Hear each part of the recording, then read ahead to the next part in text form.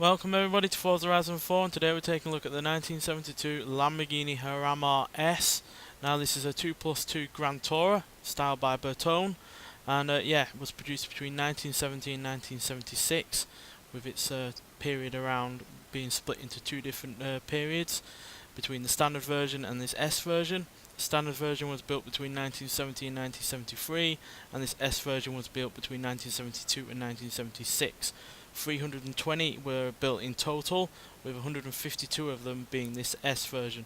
Differences between this and the standard version are a few minor body modifications and 15 extra horsepower, so no real major difference, but yeah, that bit of extra power would certainly help with this car. And yeah, it has a 5-speed manual gearbox, helping that power being put to the rear wheels. And yeah, I have to say I really like this car.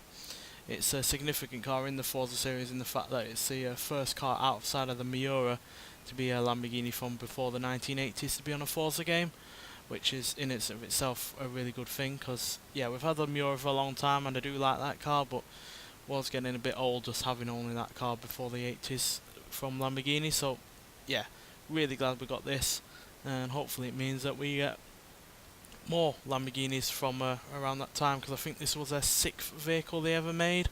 So yeah, there's at least 4 others before this that we could get a chance to drive, like the 350 GT, the 400 GT, the Espada. So yeah, I'd really like to try out some of them. But this car all on its own is a fantastic vehicle, really.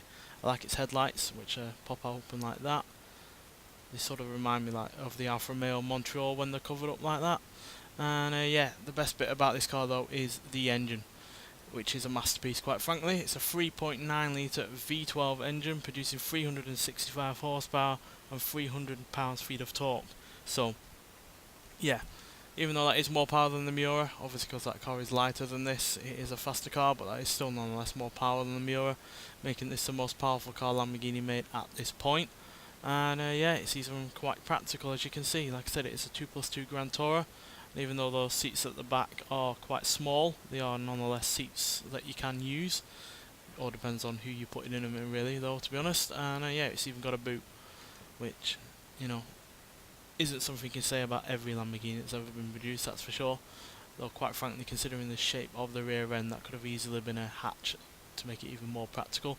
But then again, Lamborghinis aren't really meant to be practical, in all honesty. They're meant to be, you know, fast, good looking, and yeah, enjoyable to drive. And even though this isn't the best looking Lamborghini, it's hardly boring, and I do like how it's a little bit more angular, a little bit more interesting than other Lamborghinis that we've had. Nowhere near as beautiful as a Miura, but still far from boring.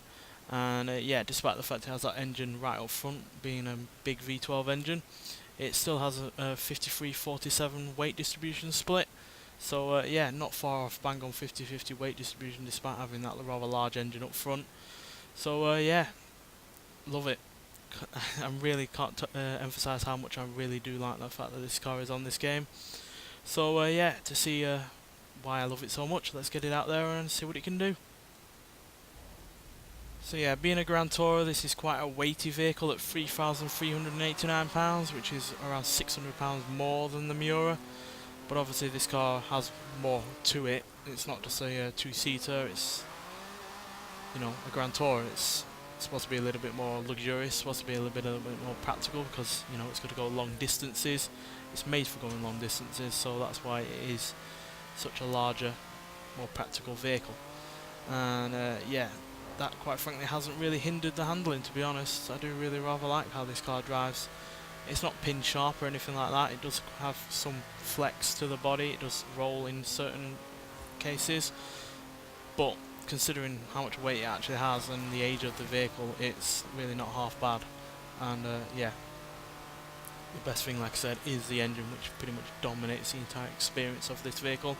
As you can see, it rests more than 7,000 RPM. And yeah, because of all that power and rather good sized engine that it has, not the biggest displacement of a V12 you're ever going to see, but still reasonably large.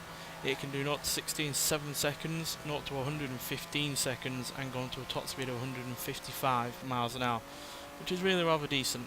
Being a Grand Tourer, it's not supposed to, you know, blow your head off or anything. It's just meant to get you long distances in a really rather luxurious and enjoyable way, and yeah, this is more than capable of doing that, and yeah, it's an absolute joy to drive on this game. It really is. It's easily one of my favourite cars, not only from the car pass to drive, but from the game in general, to be honest. It's easy to control, you can have plenty of fun with it, but it won't bite you back. And then you got that glorious sounding V12 right in the middle of it all to pretty much give the cherry on the top, quite frankly.